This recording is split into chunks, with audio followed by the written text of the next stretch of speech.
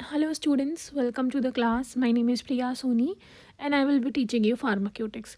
So students, आज हम दो और तरीके के ड्रायर पढ़ेंगे. हमने लास्ट क्लास में अपना फ्लूइडाइज्ड बेड ड्रायर पढ़ लिया था. ठीक है, आज की क्लास में हमें दो मेन पढ़ने हैं, जो कि है हमारे स्प्रे ड्रायर.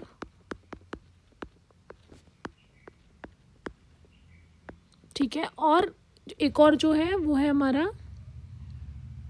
फ्रीज ड्रायर, है ना. तो ये बहुत इंपॉर्टेंट ड्रायर्स हैं जो हमें आज की क्लास में पढ़ने हैं. तो बेसिकली जो चार टाइप की जो ड्राइंग की प्रोसेस होती है, जिसमें स्टैटिक, मूविंग, फ्लूइडाइज्ड है. जो फ्रीज ड्रायर है वो स्टैटिक बेड ड्रायर का एग्जाम्पल है. इसमें हमारा जो भी सब्सटेंस होता है वो इधर उधर मूव नहीं करता है, वो एक जगह स्टेबल रहता है. There is no relative movement. और जो हमारा नेक्स्ट जो न्यूमेटिक ड्रायर है, हम जो स्प्रे ड्रायर पढ़ेंगे वो एग्जाम्पल है न्यूमेटिक ड्रायर की. बेसिकली इसमें हाई वेलोसिटी की गैस स्ट्रीम पास होती है और उससे ड्राइंग की प्रोसेस होती है. ठीक है, हम पढ़ते हैं ये करके. चलो पहले स्प्रे ड्रायर पढ़ना स्टार्ट करते हैं.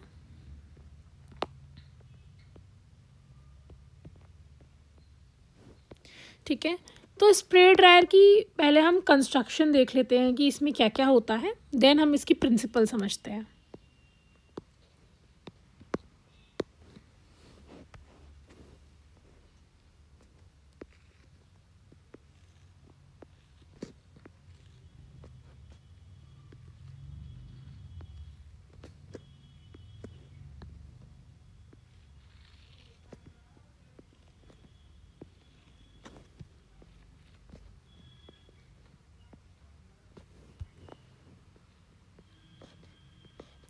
इस तरीके की कुछ कंस्ट्रक्शन होती है. ठीक है, यहाँ से क्या आता है, हॉट एयर इनलेट है, हॉट एयर अंदर आती है. यहाँ पे जैसे हम लोग स्प्रे करते हैं, आपने कभी देखा होगा कि फायर के जो ऊपर स्प्रेयर लगे होते हैं कि अगर कभी फायर हुई तो ये जो स्प्रेयर है वो हीट से स्टार्ट हो जाएगा. तो उस तरीके का एटमाइज़र इसमें अटैच्ड होता है जो कि स्प्रे प्रोड्यूस करता है. तो स्प्रे, इसको हम स्प्रे डिस्क एटमाइज़र बोलते हैं. Spray disc atomiser. ठीक है, ये एक तरीके का एटमाइज़र है. आपने परफ्यूम देखा होगा ना, तो परफ्यूम को जब हम स्प्रे करते हैं तो वो होता लिक्विड है, लेकिन वो इस तरीके की फॉर्म में आता है जिससे हमें लगता है कि ये गैस है. ठीक है, तो वो ही एटमाइज़र है. तो एटमाइज़र का यही काम है. ठीक है, यहाँ से हम क्या करते हैं, यहाँ से हम अपनी लिक्विड फीड डालते हैं. ठीक है, सो जब ये एयर यहाँ से पास होती है तो एयर यहाँ पे सेंट्रीफ्यूगल मोशन में पास होती है, ऐसे करके. ठीक है, देन ये एयर हमारी ट्रांसफ़र होती है आगे. ये क्या है हमारा, ये हमारा ड्राइंग चेम्बर है. क्या है ये, हमारा ड्राइंग चेम्बर.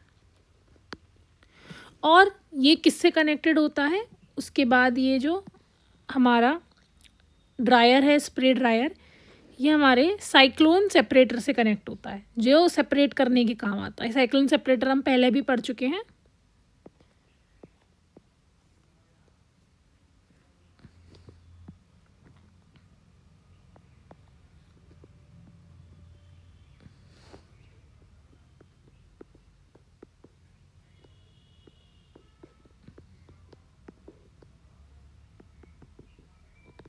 ठीक है, ये क्या है, हमारा साइक्लोन सेपरेटर है. यहाँ से वेपर्स बाहर निकलती हैं. ये हमारा साइक्लोन, आप साथ में ड्रॉ कर लीजिए अपनी नोटबुक में, सेपरेटर है. ठीक है, और यहाँ पे जो ड्राई प्रोडक्ट है हमारा, जो प्रोडक्ट हमारा ड्राई हो गया है, यहाँ पे कलेक्ट हो जाता है. वेपर को ये अलग कर देता है और हमारे ड्राई प्रोडक्ट को अलग कर देता है. समझ में आया. अब हम इसकी प्रिंसिपल पढ़ते हैं. जो स्प्रे ड्रायर होता है, इसमें जो हमारा फ्लूइड है वो ड्राई होता है ना. तो फ्लूइड जो हम डाल रहे हैं, लिक्विड फ्लूइड, ये एटमाइज़र की हेल्प से क्या होता है, इसके फाइन ड्रॉपलेट्स बन जाते हैं. क्या बन जाते हैं, फाइन ड्रॉपलेट्स. तो हम लिख लेते हैं यहाँ पे प्रिंसिपल. जो इसमें फ्लूइड होता है जो हम ऊपर से ये फीड डाल रहे हैं, आपको दिख रहा होगा यहाँ से जो फीड डाल रहे हैं, वो फ्लूइड टू बी ड्राइड, जिसको हमें ड्राई करना है, इज एटमाइज्ड। हम उसको स्मॉल स्मॉल, जैसे परफ्यूम में छोटी छोटी छोटी ड्रॉप्स होती हैं ना, हम उसे एटमाइज कर देते हैं इनटू फाइन ड्रॉप्स। ठीक है, पहला स्टेप क्या है, जो हमारा फीड है उसको एटमाइज़र के थ्रू छोटी छोटी ड्रॉप्स में कन्वर्ट करना। ठीक है, उसको हम क्या करते हैं, उसको हम रेडियली थ्रो कर रहे हैं, हम उसे रेडियली थ्रो कर रहे हैं, किसमें, मूविंग स्टीम और हॉट गैसेस में। जो ये गैस हमने डाली है उसमें हम एटमाइज़र के थ्रू अपने लिक्विड फीड को घुमा रहे हैं। तो हमारा दूसरा स्टेप क्या है, थ्रो कर दिया है, थ्रोन रेडियली, है ना, हमने थ्रो कर दिया है radially into moving steam of hot gas. क्या मतलब है, ये यहाँ से हमारा एटमाइज़र से फीड हमारे पूरे में हम स्प्रेइंग कर रहे हैं, और जो ये गैस है ना, ये क्या है, हॉट स्टीम गैस, इसके बीच में ये ऑलरेडी मूव कर रही है, इसके बीच में हम स्प्रे से अपनी लिक्विड फ्री जो फीड है उसको स्प्रे कर रहे हैं। समझ में आया। उसके बाद क्या होगा, नेक्स्ट लिखते हैं, the temperature of the droplets is immediately increased। क्या मतलब है, जैसे ही हमने अपने फीड को, जो भी हमें चीज़ है जिसको हमें ड्राई करना है, उसको हमने ड्रॉपलेट्स की फॉर्म में ऐसे करके नीचे स्प्रे किया, तो जब ये हॉट गैस के कांटेक्ट में आया तो उसका जो टेम्परेचर है वो झट से जल्दी से बढ़ गया। ठीक है, उससे क्या होगा, fine droplets get dried instantly।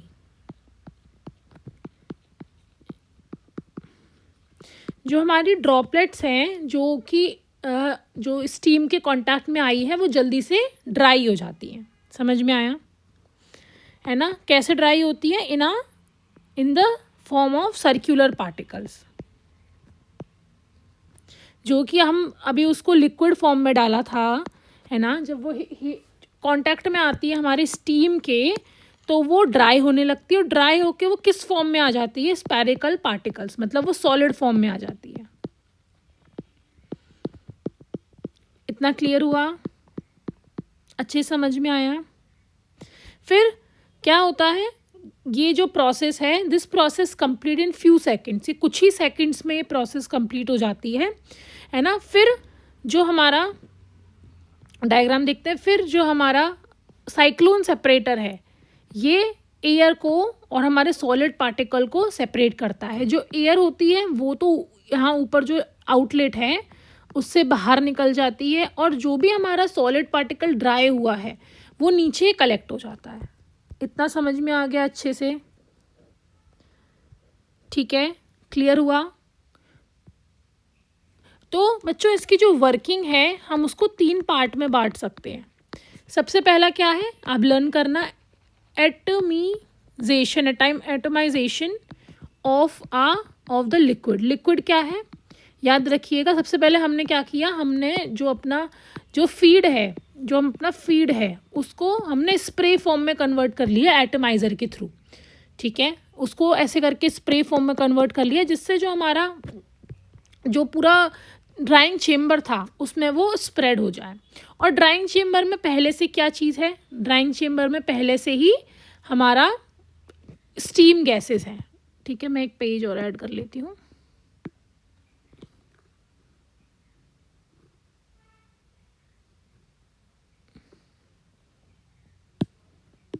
ठीक है, क्लियर हुआ।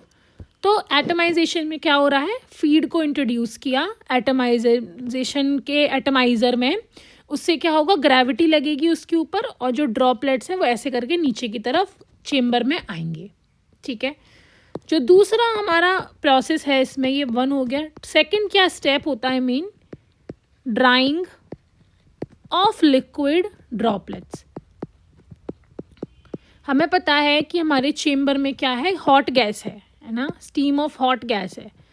तो वो क्या करेगी, वो हमारे जो फीड का जो लिक्विड है, स्प्रे फॉर्म में जो लिक्विड है, उसको ड्राई करने लगेगी।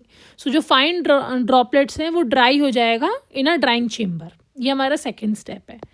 देन हमारा थर्ड स्टेप क्या है, recovery of the dried product. जो प्रोडक्ट सूख गया है, ड्राई हो गया है, उसको हमें निकालना है बाहर। तो हम ये इसको कैसे निकालेंगे, जो सेंट्रीफ्यूगल फोर्स है वो इस ड्राई ड्रॉपलेट्स को नीचे की तरफ लेके आएगी, जो कि उसको कहाँ ले जाएगी, साइक्लोन सेपरेटर तक ले जाएगी, है ना। एक हेलिकल पाथ होगा, वहाँ से होते होते ये साइक्लोन सेपरेटर तक आएगा, और साइक्लोन सेपरेटर ड्राई प्रोडक्ट को अलग कर देगी, और जो भी स्टीम और गैसेस बची हुई हैं उनको बाहर निकाल देगी। ठीक है, ये जो बॉटम है यहाँ पे साइक्लोन सेपरेटर क्या कलेक्ट करने का ऑप्शन है, और ऊपर एक गैस का आउटलेट है। समझ में आ गया, क्लियर हो गया। तो ये हमारा क्या है, ये हमारा स्प्रे ड्रायर है, ये भी बहुत इंपॉर्टेंट ड्रायर है। तो स्प्रे ड्रायर को अब हमने पढ़ लिया है। तो क्या होता है, तो सबसे पहले इसके यूजेस पढ़ लेते हैं।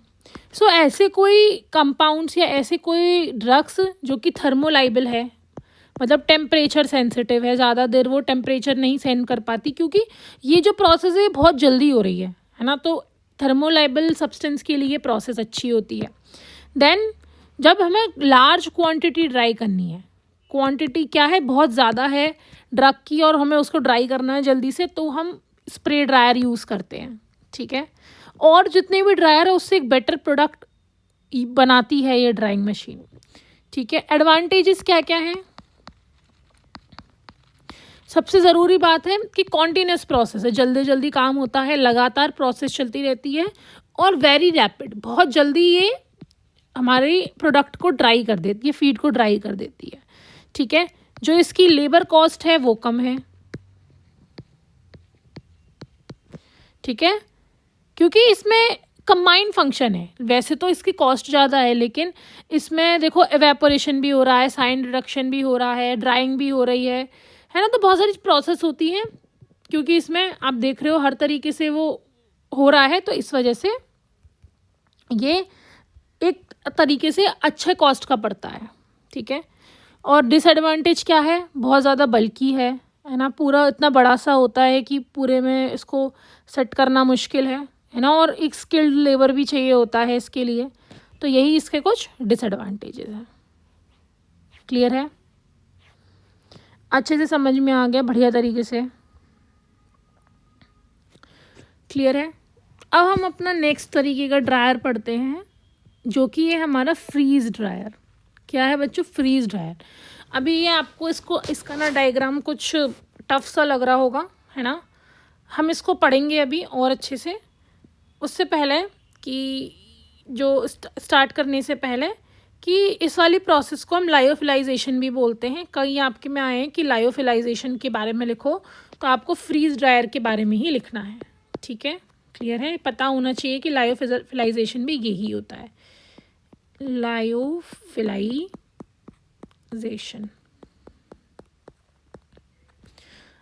अब ये क्लियर हो गया। देन अब इसको पढ़ने से पहले हम इसका खुद से डायग्राम बना के पढ़ेंगे, क्योंकि इट्स वेरी टफ, इसमें आपको समझने में दिक्कत होगी। किसका एग्जाम्पल है, ये स्टैटिक का एग्जाम्पल है।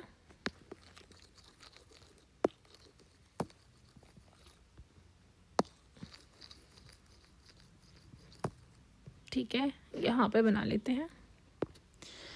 तो बेसिकली फ्रीज ड्रायर से आप क्या समझते हैं कि कहीं ना कहीं इसमें कोई फ्रीजिंग की प्रोसेस हो रही है। ठीक है, फ्रीजिंग की प्रोसेस का क्या मतलब है कि जमाना किसी चीज़ को। तो अब बच्चों एक बात बताओ, हमें तो ये ड्राइंग करनी थी, हम इसको जमा क्यों रहे हैं। ठीक है, इसमें काफ़ी सारे स्टेप्स इन्वॉल्व होते हैं इस तरीके के ड्राइंग की प्रोसेस में। ठीक है, अभी हम बना लेते हैं, फिर हम इसको अच्छे से समझ लेंगे।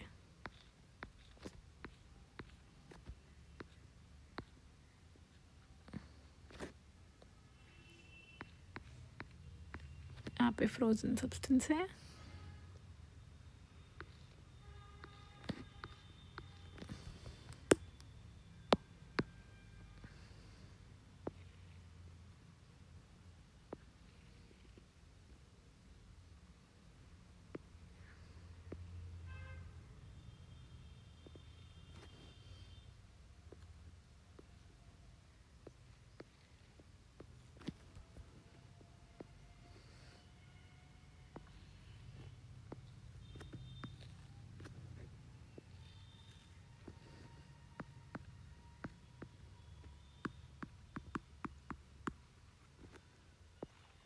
साथ में आप ड्रॉ करिए इसको।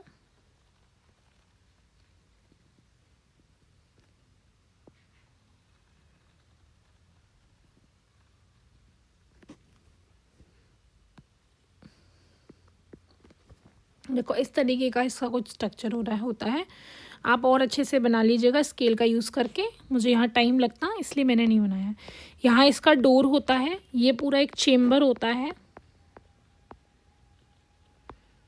यहाँ पे ये हीटेड शेल्फ्स होती हैं।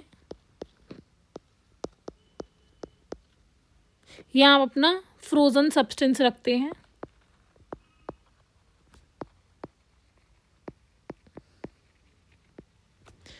ये हमारा हीट ट्रांसफ़र फ्लूइड मैनीफोल्ड है।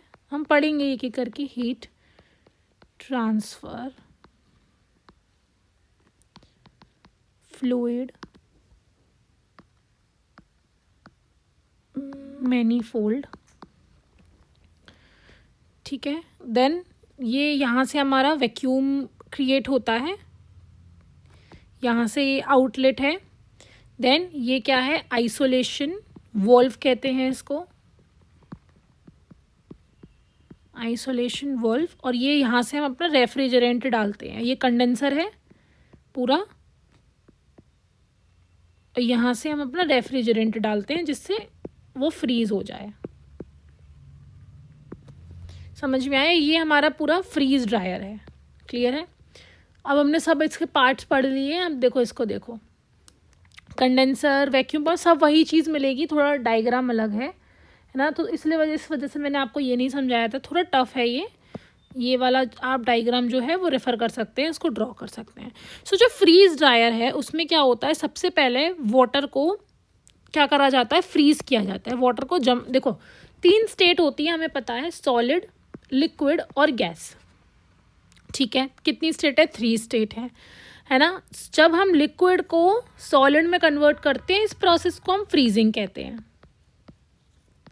अब ये सॉलिड लिक्विड इसमें कन्वर्ट होता है, इसको हम मेल्टिंग कहते हैं। लेकिन जब हम इस सॉलिड को डायरेक्ट गैस में कन्वर्ट कर देते हैं, इस प्रोसेस को हम सब्लिमेशन कहते हैं। क्या कहते हैं, सब्लिमेशन। तो बेसिकली हमें अपने लिक्विड को पहले सॉलिड में कन्वर्ट करना है और फिर सॉलिड डायरेक्ट गैस में कन्वर्ट हो जाएगा। यही हमारा प्रिंसिपल है किसका, फ्रीज ड्राइंग का, कि हमने अपने लिक्विड को पहले फ्रीज कर लिया, फ्रोजन स्टेट में करा, और उसके बाद सब्लिमेशन से उसका वाटर डायरेक्टली रिमूव कर दिया। ठीक है, लिक्विड फेज में हम कन्वर्ट नहीं करेंगे इसको डायरेक्टली गैस में कन्वर्ट करके हम वाटर को अलग कर देंगे। ठीक है, वो इसी प्रोसेस को हम क्या बोलते हैं, पूरा फ्रीज ड्राइंग का प्रोसेस है। ठीक है, क्लियर हुआ?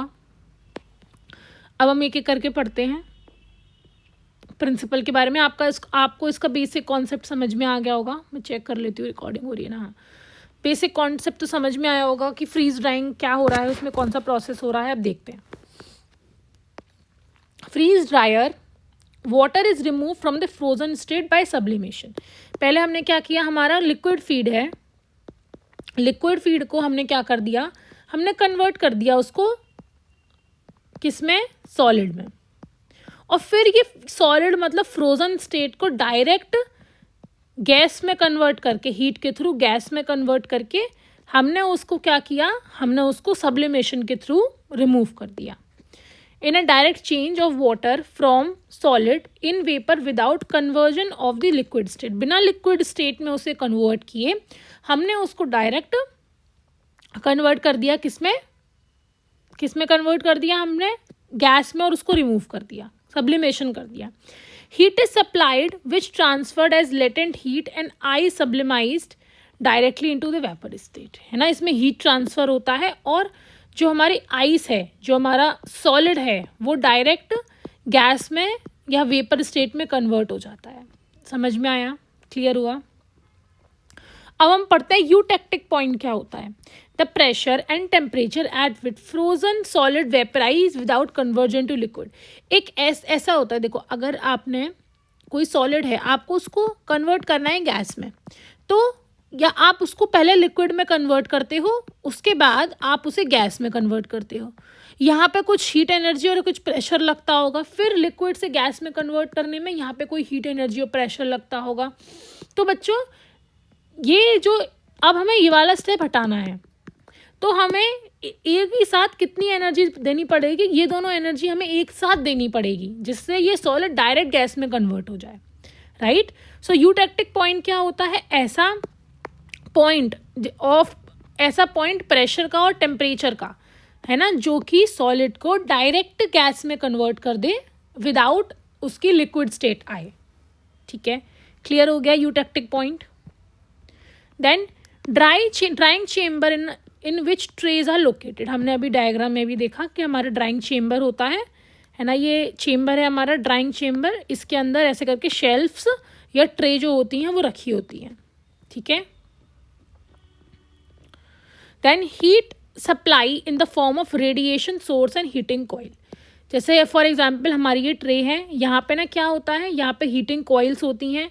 ये कॉइल दिख रही है आपको, नीचे एक हीटिंग कॉइल लगी हुई है, यहाँ पे भी एक हीटिंग कॉइल है, हर ट्रे के नीचे एक हीटिंग कॉइल है, ऊपर कॉइल है। तो इन कॉइल से क्या होता है, हीट जो है वो रेडिएट करती है। जैसे अब हमें सूरज से गर्मी मिलती है, तो वो कैसे आ रही है, वो रेडिएशन के थ्रू आती है ना, हमें फील हो जाती है इतनी दूर से ही। वैसे ही यहाँ से हीट निकल के रेडिएशन के थ्रू हमारे फ्रोजन प्रोडक्ट तक पहुँचती है।